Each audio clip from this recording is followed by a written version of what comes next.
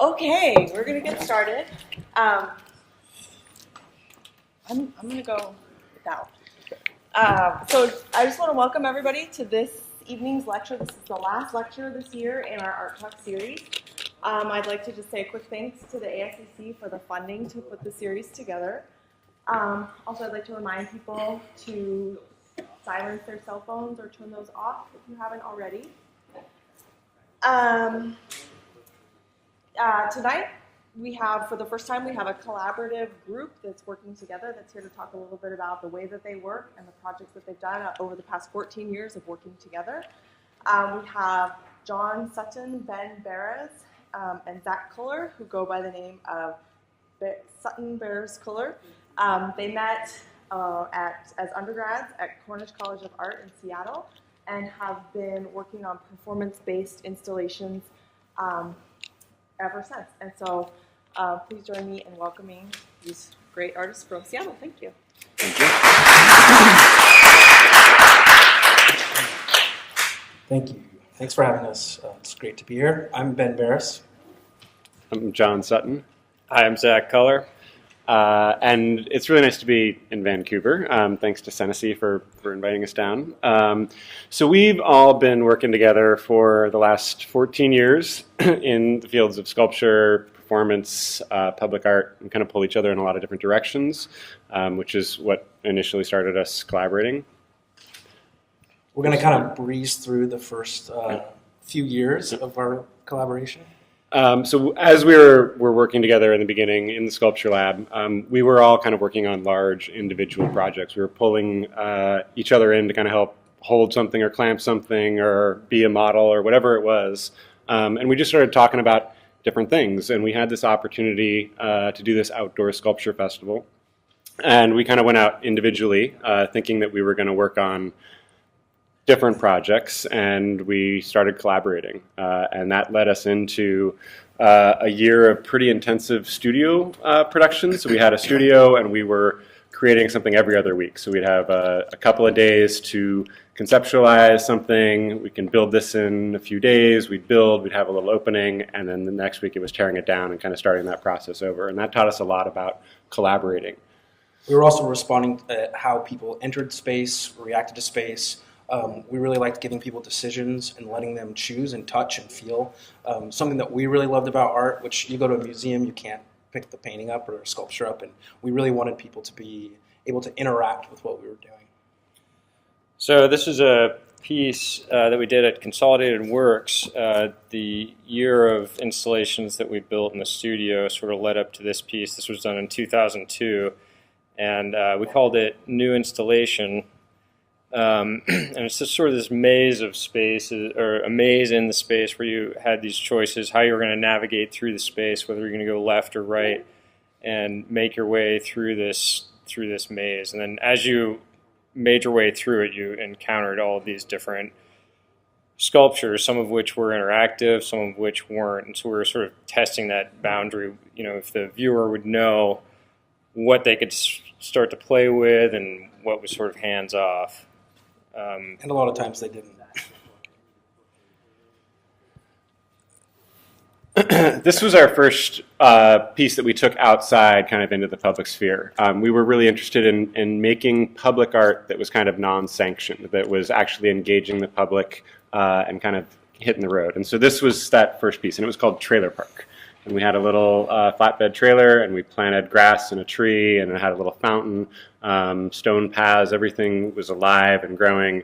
We trimmed it with scissors, and we toured it around more blighted areas of King County for a couple of years. And it was a really great piece. We would set it up and just kind of walk away and have coffee across the street, or just kind of admire people, sitting on this thing. And that was where we were kind of realizing that as with any painting or any work of art, the viewer completes it. You bring your own meaning or your own understanding to it. And for us, we were seeing the works that we were making for the first time when somebody would sit on it or engage it or play with it or touch it. And so it was nice to be able to just kind of create something and then to be surprised with people's interactions. This is another mobile piece called Stand Up Van, And this is half of a van that is outfitted with a series of hydraulic jacks, and so it can be towed and then lifted up on end. And so it sort of creates this mobile monument where you tow it around as sort of this pedestrian object, but then you jack it up on its side, and all of a sudden it becomes this sort of monolith. This is a piece called Labor, where we hired some day laborers, and they part of a show called Residents, where they were working from a series of plans, and they would make these little houses and set them down a conveyor belt. And then another thing that happened kind of unexpectedly is people at the show would come and they just took the houses home with them.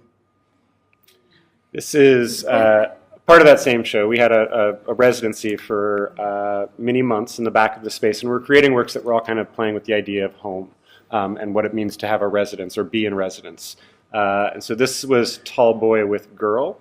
It was a large 12-foot tall cabinet, kind of traditional cabinet that had a hidden compartment underneath with a performer. There was a dancer inside. And so in this image you can see, it's actually really dark in here, but there's legs sticking down. It looks better on this screen. But it was kind of that same thing. So when somebody would come into the show, we kind of created these things that people would have these unexpected moments. And so for those that were curious enough to look underneath this piece of furniture, well, why is it so tall? Why is it so big? That they were surprised with this complete action, this choreographed movement. That led us into doing a body of work that's ongoing. It's our longest standing body of work, and there's Sears portraits. We've been going to mostly Sears, but since they've closed their portrait studios, and having our picture taken fairly regularly, thinking of ourselves as family and what that means. We now go to JCPenney. So these are really nice kind of quick things that we can be really busy working in the studio, and we can go and spend $9.99 on a portrait package and have something kind of completed for us. And it's been a really fun process. It kind of lightens up a heavy day. It feels really productive. And then as we kind of look back at the history of us over a long time, they just keep growing. And this is our favorite one to date. These are our dads and us. The last time we showed this, someone thought we photoshopped ourselves to look old. But we're like, no, those are our fathers. And Jerry is in the house. Give it up for Jerry, everybody. This is we did our first residency at a place called the Bemis Center in Omaha, Nebraska, and it was the first time that we had all left home way of working. We kind of went there with very specific ideas of what we were going to make and what we were going to do, and we got there and all of that threw out the window. And this was a really formative experience for us, doing this residency and kind of discovering what it meant for us to be away, and kind of we changed the way we've worked ever since. But we started doing more photo-based work and creating prosthetics and masks and bringing performance into the sculpture. This was a way too that we all have different skills and different things that we bring to the group, and so using some of Zach's sculptural skills into the movie making magic and mold making for the masks, we got to develop these other characters in like kind of a further sussed out way. And that kind of led into the natural progression from there was to go to the stage. And so our first piece on the boards was called 9 to 5, and it led into 10 to 6.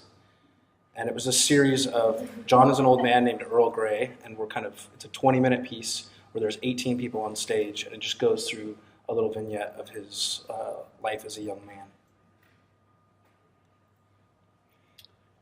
This piece is called 3-Day Weekend, and this is, I think, an example of when we're sort of left to our own devices in our studio with no deadlines.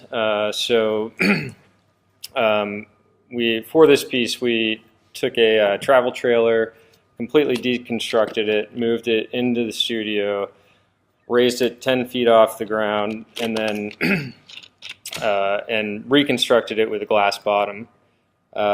We incorporated some kinetic elements into it and some sound and some video. But after it was all built, we had a series of performers come in and do these sort of mundane performances over the course of a weekend. And so everyone came into the studio and viewed it from below. And this was just as interesting to us because we had been working on this thing for months, but it wasn't really complete until these performers got in there. And so we were down there with everyone else sort of watching this mundane performance night after night. And people came each and every night that it was happening because it was a different group of different family units standing in there. And what surprised, I think, all of us is that people would not just come and look and see what was different, but they would stand there for 3 hours at a time just watching people have a little vacation. It was right around the beginning that like reality TV and all that took off. This was in 2004 or 5. And then, 5 years later, that's all that people are doing is sitting there watching television, watching people do what they normally do. And it was a really fascinating kind of revelation. This is Eli. He was the only person that broke the glass barrier. When you were in the trailer, it was the way that it was lit and it was so dim outside that it just kind of reflected everything back up. And so you could be in there and you were pretty oblivious of everything that was going down on you. But he put his face to the glass and then just kind of stayed there like glue for hours. Mom, there's people down there. This is a piece we call The Island, and we shipwrecked ourselves on a cartoon island next to the 520 floating bridge on the last day of summer. And the police boat showed up pretty early in the morning, and someone thought that there was a boat that had capsized, and there were 14 fire trucks waiting for us. And so we were having a great time drinking rum out of coconuts and waving at the news helicopters, and then the wind picked up and our anchor snagged, and we had to be rescued from our desert island. This is another mobile piece called There Goes the Neighborhood, and it's a slice of a house that we would tour around to different neighborhoods and park and set up the barbecue and just kind of move in for an afternoon and barbecue and invite people over. And it was pretty much that simple. We were doing what we would normally do in a living room, but we were out on the street. We were very exposed. We had this through the King County Performance Art Network, and a couple times there would be a group of people that would show up and like stand there and wait and say, "When's the performance start?" And we're like, "Well, this is it. You want a burger?" Yeah. Unfortunately, it burned down, and it was a fitting end to a piece that said, "There goes the neighborhood." This is the first part of a piece. We were approached by Scott Larimore, who started Larimore Project, which was a independent, kind of ambitious gallery in Seattle in 2006. And we were going to be the first show. And he was like, "I'm going to be building it out, but I can't open up the space until basically the day of the opening." And what we really wanted to do was a large installation in the front room. That's why we were working together. That's why he approached us. But he offered this big, beautiful space and said, "Well, you can't really do an installation because it opens, like I'm going to be putting up drywall and finishing the screws until the day that I said I was going to open."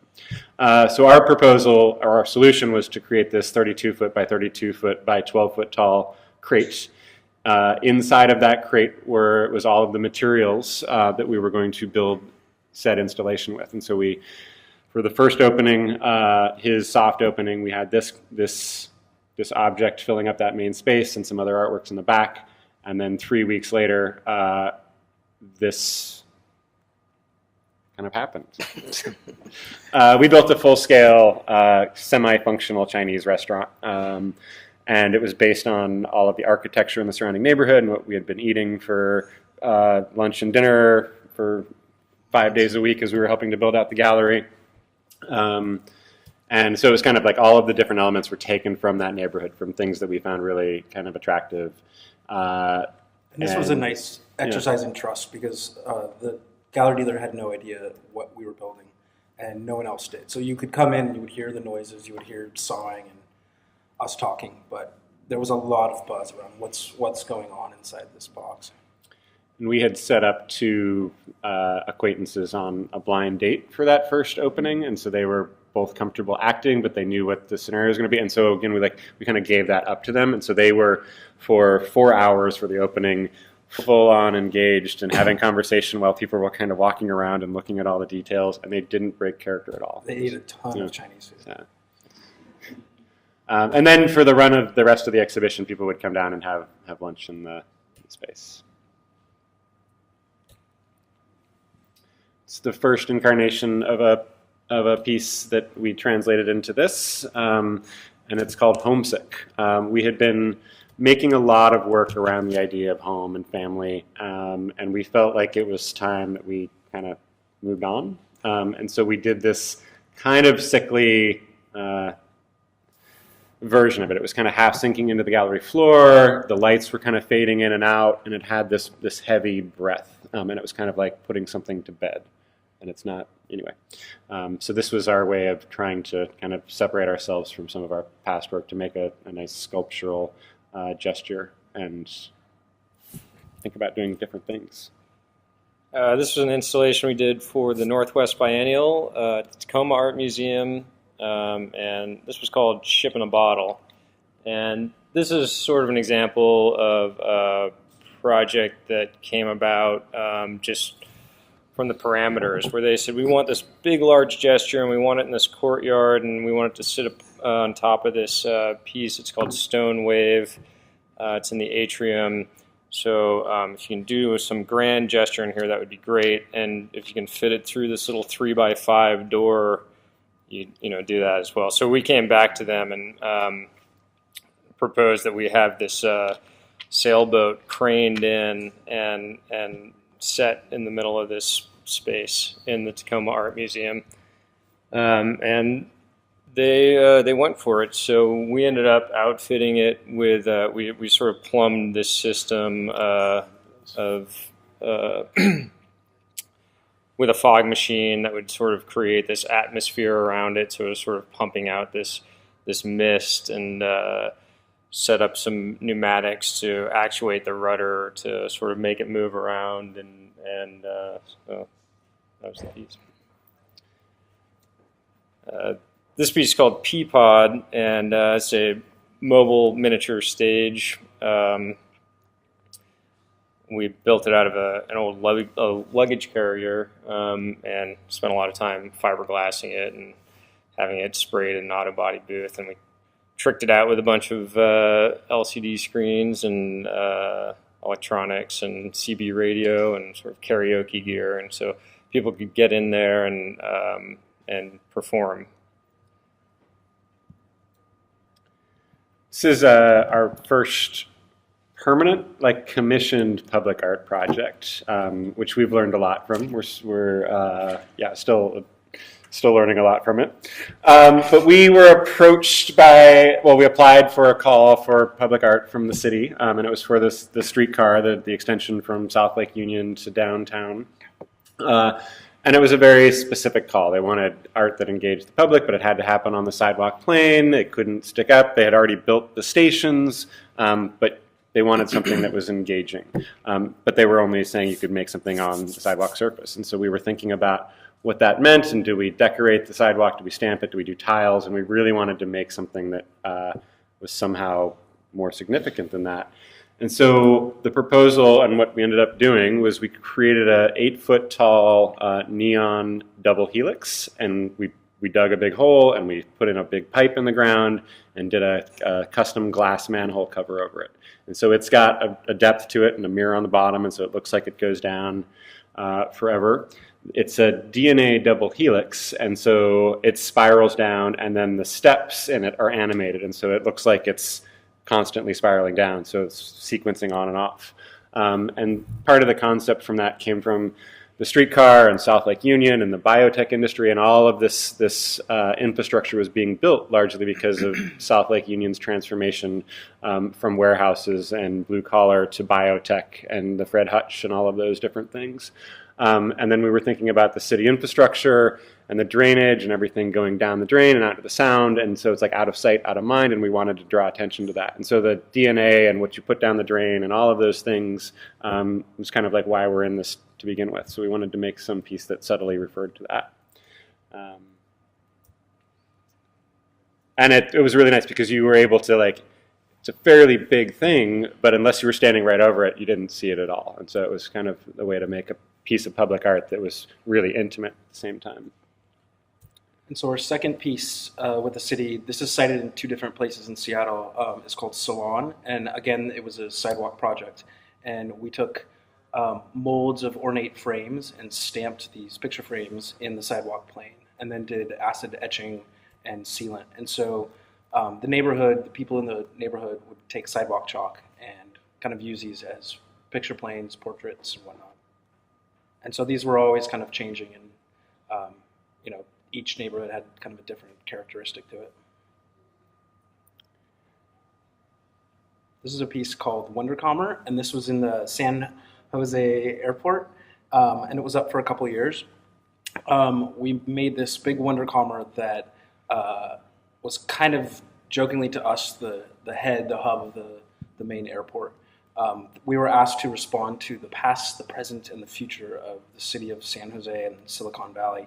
And so we took all these computer parts and kind of mashed them up, made a bunch of bugs and flowers and fruit, and kind of created this pseudo flora fauna hybrid.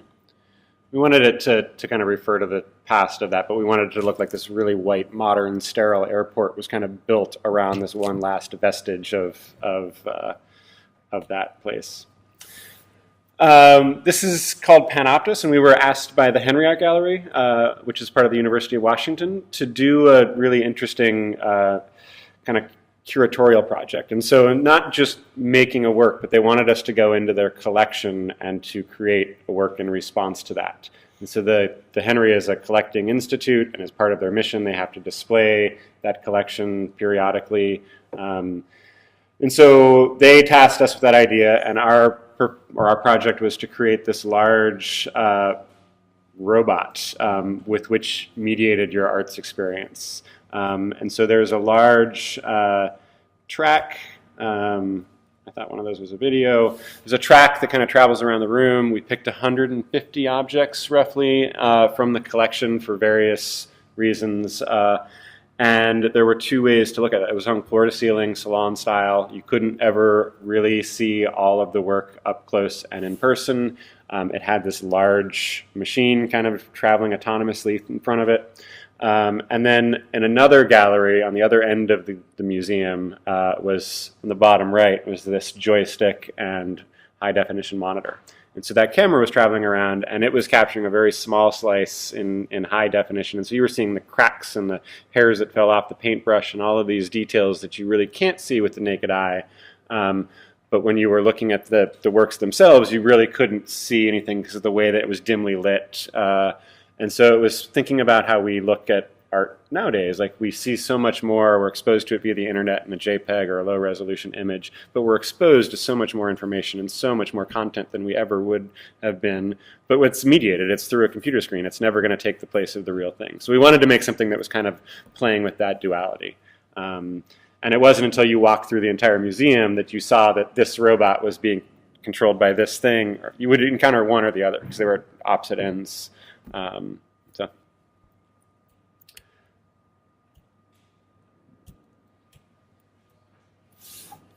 Your turn. This is called Painting or Puzzle: A Painting in 150 Parts. And so we were sort of playing around with the idea of collective ownership of one painting. So to make this piece, we laser cut out a jigsaw puzzle that is actually fully assembled. It is 6 feet by 9 feet. And each piece was cut out of plywood blank that was 11 inches by 14 inches. So we assembled the puzzle and then created a painting on it, and then broke it all apart and put each individual puzzle piece back in its blank. And then it turned into this addition of 150, but each piece was unique. And so the idea is that 150 people or thereabouts can own this one painting, but no one really knows what this painting is. They're just sort of owning a small piece of it. And so I think this was 2011 that we debuted this one. And so in 2021, we're going to bring all these pieces back together and assemble them, and so everyone can see exactly what the painting is that they bought. Kind of, I mean, we started playing with this a little bit more, but kind of like you're a shareholder in something. You own a portion, a piece of that. This is an earlier version of it. This is a proposal image for a piece that we did called Ties That Bind, and that was it actualized. And so this is in the North Capitol Hill area of Seattle. There were these 6 kind of historic homes that were all going to be demolished to make room for a big, modern, complex, high-rise, mixed-use thing. And they were all, attractive and charming in their own thing, density versus preservation, all of those issues surrounding it. But what we were really interested with is that these things were going away. In the neighborhood, the dynamics were changing, and we were really interested in exploring that. We also had a very short period of time with which we could install. These were going to be, we had like a couple days to install, that was going to be up for a month, and then they were going to get torn down. And so our solution was to tie these houses together. We got 12,000 feet of custom ratchet strapping, and it's the load binders that you tie down on your truck. Wrapped the houses, poked holes through walls, went through windows, up over chimneys, and just slowly and continuously put pressure on these things. And it was about sight lines and good and bad neighbors and family. But it was this really great way of working large and quick. It was kind of, this is supposed to be a video. That's not working. I'm sorry. But it was kind of 3-dimensional drawing. We were just kind of working really intuitively, and we had a big lift, and we were kind of up and diving through places and connecting. So, new video. And then we did another larger piece on the stage On the Boards, and they have a dark period during the summer months, and so they let us have kind of a residency where we went in and imagined using the whole space. We had the dressing rooms, the basement, the lobby, both upstairs and downstairs theaters. And so we're also trying to, with a limited budget, spend our money wisely. So we started culling actors and material from Craigslist, from free sections, calls on Facebook. And so most of what we have in the show was culled from Craigslist. We also wanted the theater experience not to be where you come in and sit down and just expect to have the curtains open and watch a show. There were performances that were happening right next to you that a light would turn on and a microphone would drop. All of a sudden, someone's singing next to you, or someone would grab you and take you upstairs, and there would be a birthday party for you. So there was a lot of like crazy different things happening where you could never actually see the entire show because there was something happening all around. Yeah, as you enter On the Boards, that space, the first thing you do is you walk into the theater and you grab a seat. And so we spent a long time trying to figure out how to prevent people from doing that, from just walking in and sort of sitting in the bleachers. And so we ended up crashing an airplane. Getting permission after a bit of a struggle, but they eventually agreed to let us rip up all the seating if we promised to put it back exactly how we found it. And we crashed this plane into it, and it had a little poof of smoke coming out from a fog machine, and that's part of the process too. Is like that was one of the first things. Like it'd be crazy to like just smash a plane into these seats. They're bothering us, and then we work through all these other ideas, and we come all the way back to putting this plane into the seats. Wrong way.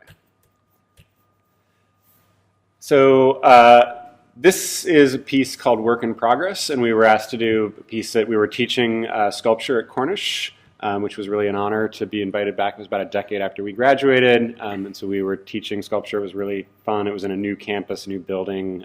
Everything was different, but we were asked why we were there if we would do a project in the gallery, and we didn't have logistically any time. We were just finishing up that last piece On the Boards, and so what we proposed is, all right, we'll get a bunch of sheetrock and a bunch of drywall, and we will build something. It will be a work in progress. And so the idea was that we had a curved track that spanned. It was a really long, skinny gallery. So this is a curved track that runs the length of the gallery. On it is mounted a time-lapse camera. And we had calculated that over the run of the exhibition, over the month, that the camera and the motor will carry that thing from one end to the other. And it'll be shooting photographs every 30 seconds or something. And so for the run of that, it will document the progression of what we're building. And we started at one end of the gallery with a finite set of materials, and we just started building intuitively. We didn't have plans, we didn't know what we were doing, and it was just kind of playing with materials. But it was sheetrock and lumber and drywall. Well, sheetrock is drywall and mud. We're kind of playing with these sculptural forms and building, and as we would get to a certain point, we would start cannibalizing. It was the snake eating its own tail. We would start having to tear it apart as we were moving to build the next piece. And so the material was not as nice or as square or as true, and it was just fun. We were in there every day. And just let this play while we're talking through it. So we got to kind of explore that. It was, in many ways, the on the board show that happened before was a very specific outcome, and we had to figure out how to make that happen. And this was much more freeing because it didn't really matter what we were building as long as we were working. And we were thinking about ourselves, the artists, as like cultural labor, that we're getting paid pennies to spend all of our time and resources to make these things, and we just felt like we were laborers, going back to the day laborers that we hired for one of those early pieces to build those houses. We felt like we were in that role, and it was a really kind of humbling experience. Pretty music. It's good music. Our friend made this. Just go to the end, skip forward. Is this even the final? No, it's not the final. Oh, sorry, I thought it was the final. So, at the end of that, because the materials were getting more and more deteriorated, this thing turned into a little animation video, and like it kind of did swallow its own tail. And we had a lot of fun creating a piece that I guess now you'll have to go online and see. So, oops. So this is an installation shot of a piece that we did at a gallery called Land of Tomorrow in Louisville, Kentucky. And we called this Small Moons. And it was a jumping off point from the On the Boards piece that we did To Be Determined, where we sourced all of our materials from the community and Craigslist, and sort of spent months prior to the installation amassing all of this junk. And so it's just all the stuff that people had in their garages and their basements that they were going to get rid of, take to the landfill, take to Goodwill. And so we just collected it, and we built these geodesic spheres, all different diameters. The largest one was 13 feet in diameter, down to about 4 feet in diameter. And over the course of about 6 weeks, we started just adding all of this detritus and junk to these armatures. So the whole installation ended up being self-lit. So there were no gallery lights. Everything was sort of lit by lamps that were rolled up in this thing, and TVs, and just whatever, anything that had a plug on it, we tried to plug in and get it going. So there's a time lapse of our installation process. And it was a really nice way to do a portrait of a community, really, through their things.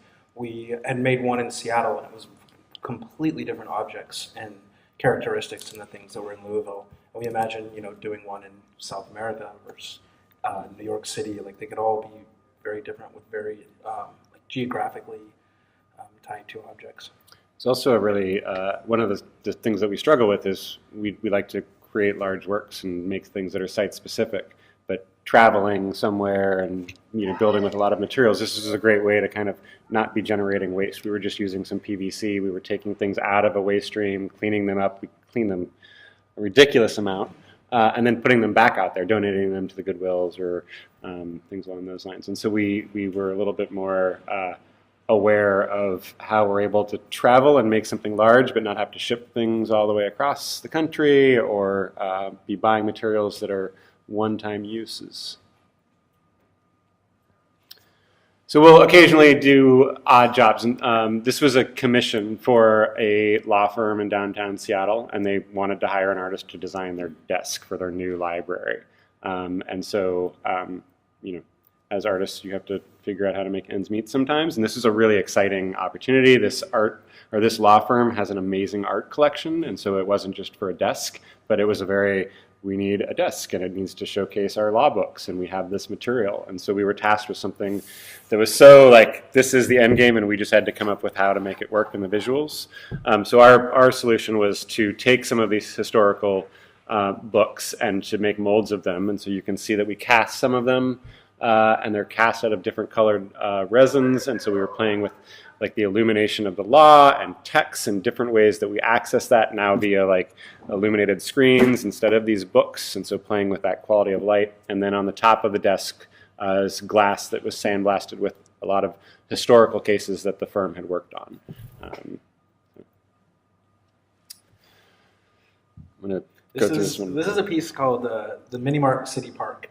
And we started this about 6 or 7 years ago. We originally responded to a call through the monorail project where they had bought up all the properties for future stops in the monorail. And in Seattle, that got voted down. So the project kind of got shelved. But our idea was to kind of plant a park inside this old mini mart. And that led to... That led to what has taken the last 6 years of our time. A lot of bureaucracy, forming a separate nonprofit for this project. We've gone through 4 environmental studies, hundreds of thousands of dollars in environmental assessments that we've raised funds for, all to kind of do this. So long story short, this gas station is right across the street from Boeing Field. It stored 40,000 gallons of fuel for Boeing during the war. It was a small family-owned and operated thing. They've all since passed away. We signed a lease on it 6 years ago with the option to purchase it because we wanted to turn it into this park and this public art project. When we signed the lease, there was a letter from Ecology in the mid-'80s that said it had been cleaned up, no further action is needed. We started developing plans. We met with the DPD. We challenged zoning and all these different things. And then we had an environmental consultant that we talked to say, I think there might be more going on than meets the eye. You might want to check again. And he helped us apply for a grant that did another assessment, and we drilled down to the groundwater. And so this is on the old Duwamish River, which was straightened, and so it's on fill. Just keep going. Anyway, it was a worst case scenario. They uncovered an unknown plume of petroleum and diesel that was huge, and nobody knew that was there. And it was migrating towards the Duwamish River that we're 4 blocks from. That was already a Superfund site. We applied for funding from the EPA to do further assessments. They stepped in. They considered for a year with their lawyers whether or not to make the Superfund just bigger to encompass our property and all the neighboring properties. Ultimately decided to treat it as its own. There's no responsible party, which means there's nobody to pay for it. And so we have become the responsible party. We've decided that we're committed to this. We've invested all this time and resource and money, and we want to create a model for how these small sites can be dealt with. So we created a nonprofit. That nonprofit bought the property about a year ago. We are getting ready to enter the voluntary cleanup program. We're trying to identify funding sources. And yeah, it's ongoing. It will be something great at some point in the near future. So maybe not near. Basically, there's hundreds of thousands of these sites all throughout the United States, and it costs too much money to actually deal with them. And so what we're proposing is an alternative and creative way to make these sites more usable and more like a community center or parks and whatnot. So these are some of the plans. We are currently working on a show for a gallery that we work with. So the next work that we're going to show you is going to be a bunch of sculpture and gallery work. We're working on some objects that are kind of coming back to this. And so we're actually canning some of the dirt. The Department of Ecology and the EPA says that this 5,300 square foot lot that's 20 feet deep, well, I mean, it's deeper, but we have to go down to 20 feet to remove all of that soil. That's really the only way to get a clean bill of health. But the problem with that is it's really expensive. And to dig down and excise that wound, to take that 20 feet, the solution is to haul it to Eastern Oregon and just put it in another landfill. And it doesn't clean anything up. It doesn't get rid of a problem. What it does is it creates more pollution in the long run. It consumes more petroleum than is actually in the ground there to begin with. And there are ways that, like natural attenuation and bioremediation and all these different things that just isn't, like, it's not the approved method. It's not the big lobbyists that got that, policy approved. And so we're going to hopefully impact policy. What we don't want to do is spend millions of dollars and tons of time to just move pollution from one place to another. We want to propose something that's actually sustainable, that is worth the time, that is cost effective, that actually communities can go in and do this. We want to create a model that people can actually say, yeah, that actually makes sense, instead of nobody's going to touch that gas station because there's no economic benefit. It's insanely prohibitive in many ways. So that tube on the left is at about 13 feet down, and that's just sludge.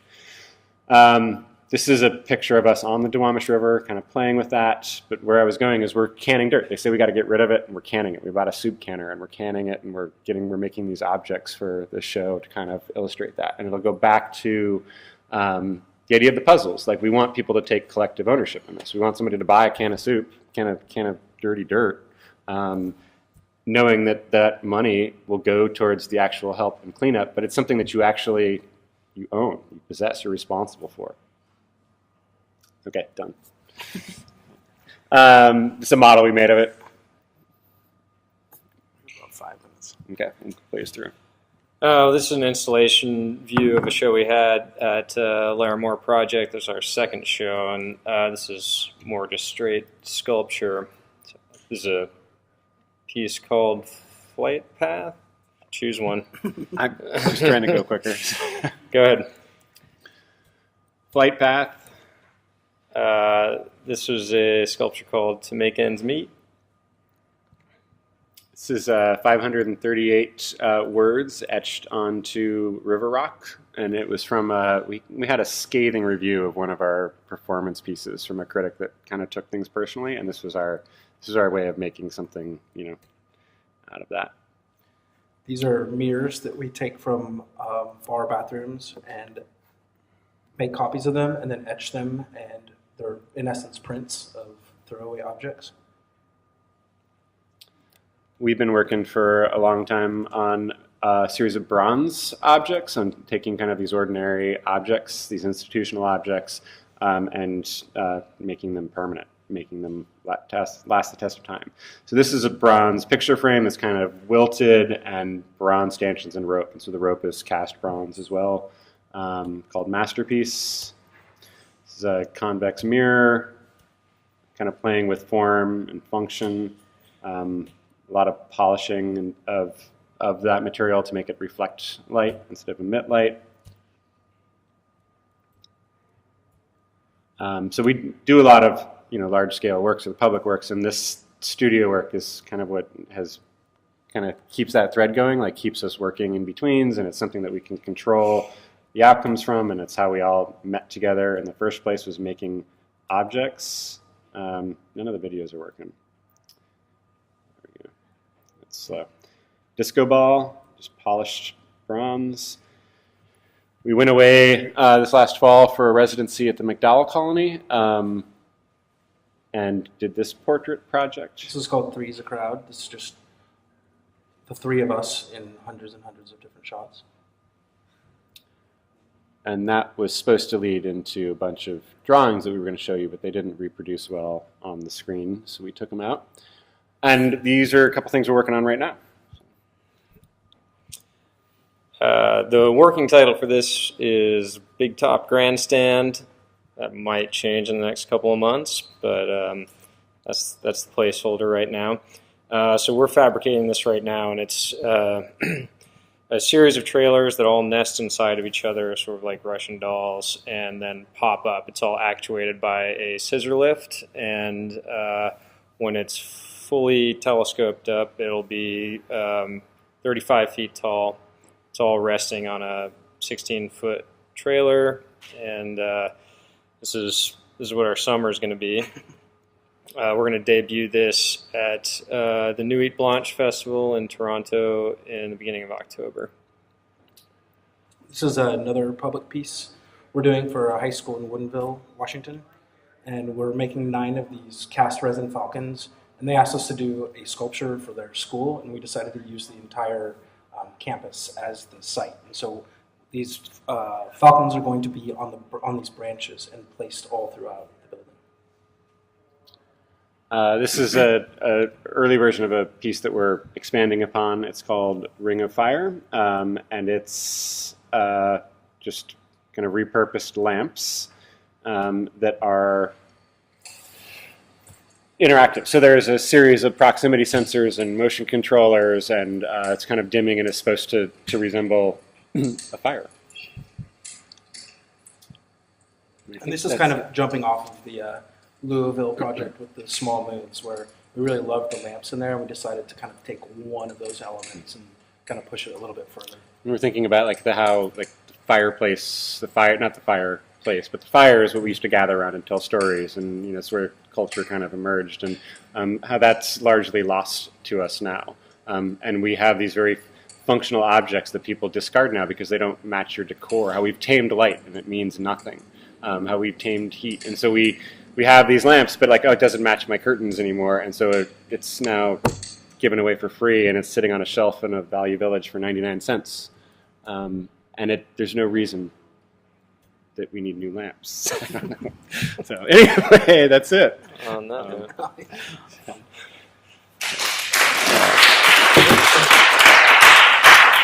45 on the dot. Do you guys have any questions for us? Yes. We haven't figured that out yet, but it'll be very affordable. And it's really mostly dirt. Yeah, it's not quite that deep yet. We're working on the design and all that stuff and actually canning right now.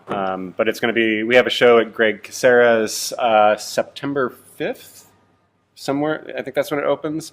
But we haven't seen that. But we want them to be really affordable. We want people to take them, but we just have to balance out how much the canner, we have to recoup our costs on it. So, but yes, not. There will be a bronze edition for those people that are willing to spend, higher donor levels. It's the fancy dirty dirt. Yeah.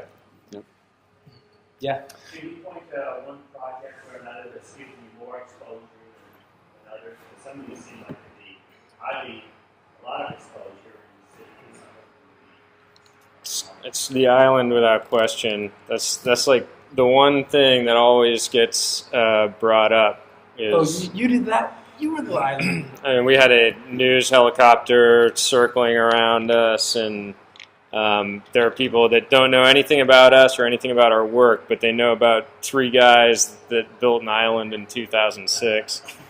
So. The trailer park was kind of nice as well, because that lasted for a few years, and we took it out. And then when we were showing Kentucky, they made a new one for us, and so that was touring there as well. So that's gotten a lot of exposure for us, and it's just a really fun piece as well. I'm curious about the working or creating a relationship that you guys have over time. I imagine it's maybe evolved to where you can't all do the same stuff all the time. Like, is somebody more the hydraulic guy or somebody more the agent? How has that changed over time? It's really organic. Each project is so different from the other that we're always kind of shifting roles and doing that. I mean, there are things that I think we all individually like doing better than others, but we try to actively not limit ourselves to that. And so we do like to have our hands in most things, but I think where that separates is a lot of the studio work. Sometimes it's just the dividing of labors and the working on multiple projects at the same time. And so I might have my hand more so in this, and Zach is in this, and Ben's in this, but we're all making decisions and kind of working together and kind of going back and forth and trying to share that. So it's not any one set thing. It's pretty fluid, and I think it needs to be for us to. And there are roles like the business side of someone deals more with insurance, someone deals more with the book, someone deals more with this or that. You can settle into those roles, but the creative side kind of jumps around. Yeah, there's a lot of really non-fun business stuff involved. The proposal phases, all of those things can just go on and on and on. And we figure it out. So how do you resolve your artistic differences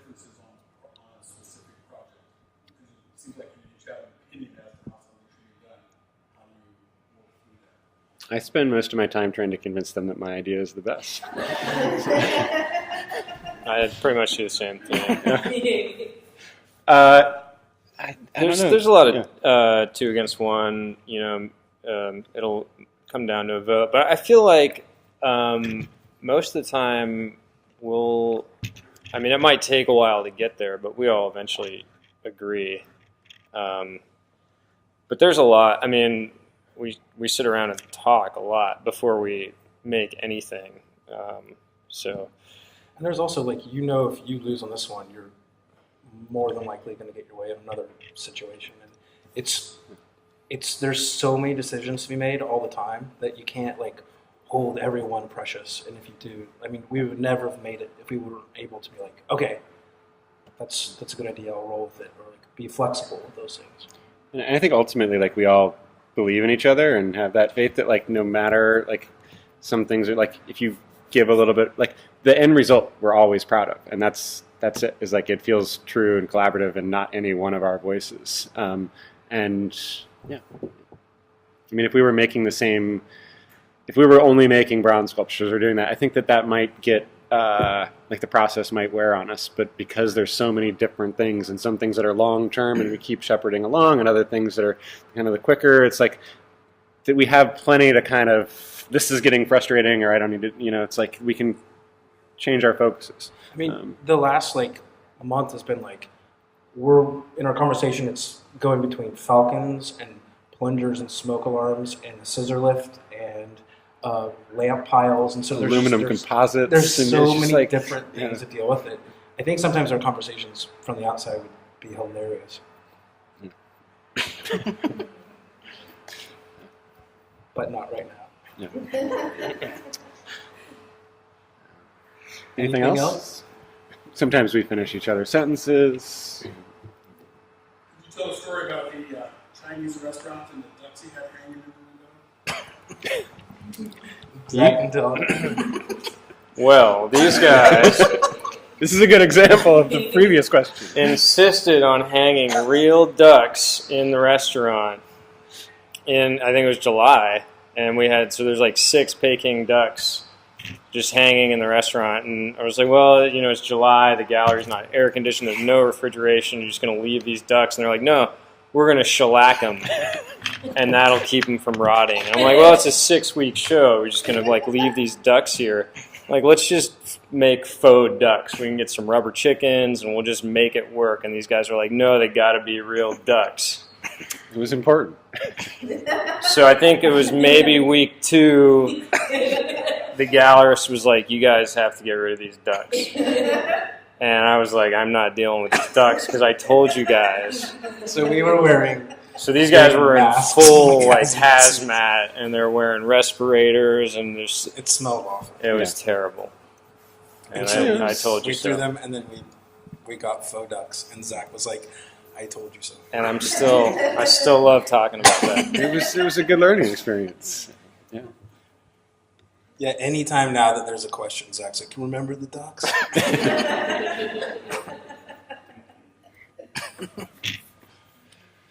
Well, thanks a lot for having us. Thank you.